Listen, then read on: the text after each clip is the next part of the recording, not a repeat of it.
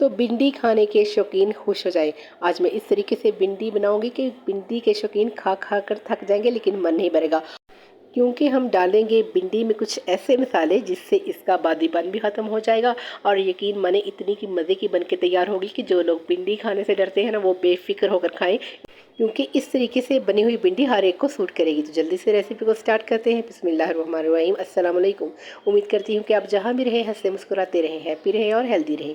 तो यहाँ पर सबसे पहले मैंने 500 ग्राम भिंडियाँ ली हैं, जिसे मैंने 2-3 पानी से अच्छी तरह से धोने के बाद अच्छी तरह से खुश्क कर लिया है। और इसके बाद मैंने 1-1.5 इंच का टुकड़े में काट लिया है। और 2 से 3 अदद प्याज मैंने लिए हैं। तकरीबन वज़न में ये 300 ग्राम होगी, जिसे मैंने बारीक बारीक स्लाइस में काट लिया है, क्योंकि हमें भिंडी में बारीक प्याज चाहिए। 2 अदद टमाटर लिए हैं, उसे भी मैंने बारीक कट कर लिया है। और इसके साथ जी तकरीबन 15 से 20 जवे लहसुन के, जिसे हमने बारीक फाइन चॉप कर लेना है, छुरी की मदद से काट लेना है। आप चाहें तो दरदरा सा कूट भी सकते हैं। और सब्ज़ मिर्चें, भिंडी के साथ सब्ज़ मिर्च माशाल्लाह बहुत ही खूबसूरत आ रही है। और इसे मोटी मोटी हमने काट लेना है, क्योंकि भिंडी में ये मोटी कटी हुई मिर्च बहुत अच्छी लगती है।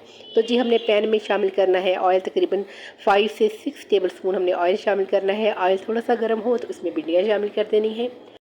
तो अगर आप किसी सिल्वर के बर्तन में बना रहे हैं भिंडी, तो इसमें आप थोड़ा सा नमक शामिल कर दें, बिल्कुल भी पैंदे के साथ नहीं जुड़ेगी। तो अब हमने इसको फ्राई करना है। तकरीबन 4 से 5 मिनट के लिए हमने इसको अच्छा सा फ्राई करना है, क्योंकि भिंडी जितनी अच्छी फ्राई होगी उतनी ही टेस्टी बन के तैयार होगी। और दूसरी बड़ी बात यह कि ये बिल्कुल भी नहीं टूटेगी। हमने इसको एहतियात के साथ पलट पलट के हमने इसको अच्छा सा फ्राई कर लेना है, जब तक कि इसका कलर जो है ये थोड़ा सा बदल क्यों ना जाए।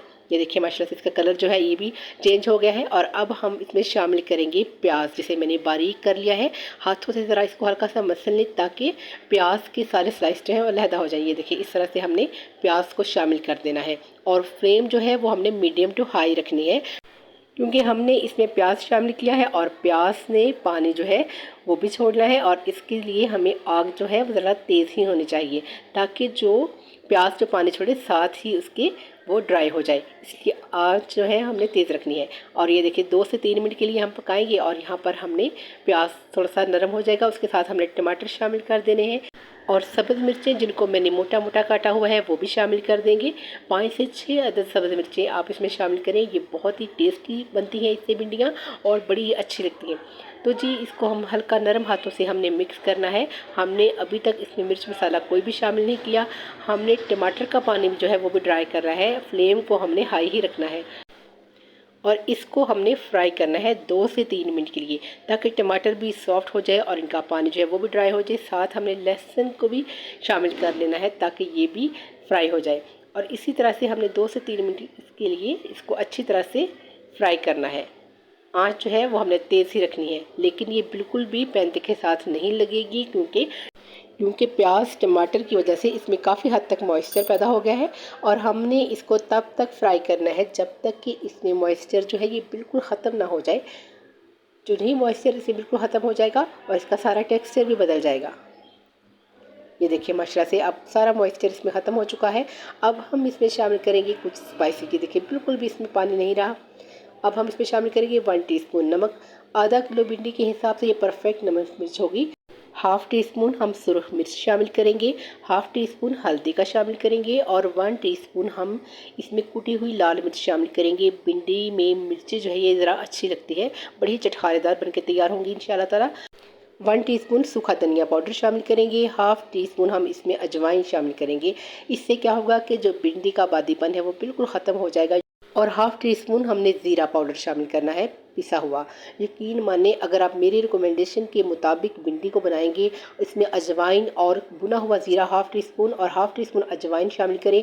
और 1 टीस्पून आप इसमें अनारदाना जो है वो पिसा हुआ शामिल करेंगे, तो यकीन माने तबीयत बिल्कुल भी ख़राब नहीं होकर इतनी चटखारेदार भिंडी बनके तैयार होगी कि आप खा के खुद हैरान हो जाएंगे कि ये भिंडी आपने बनाई है। और जी मसाले जो है ये हमारे जल ना जाए, इसलिए हम इसमें 1 अदद लेमन का जो है वो यूज़ करेंगे। हमने इसके ऊपर जो लेमन का रस है वो डाल देना है, ताकि जो मसाले हैं वो इस वक्त जो है पैन के साथ जुड़ ना जाए।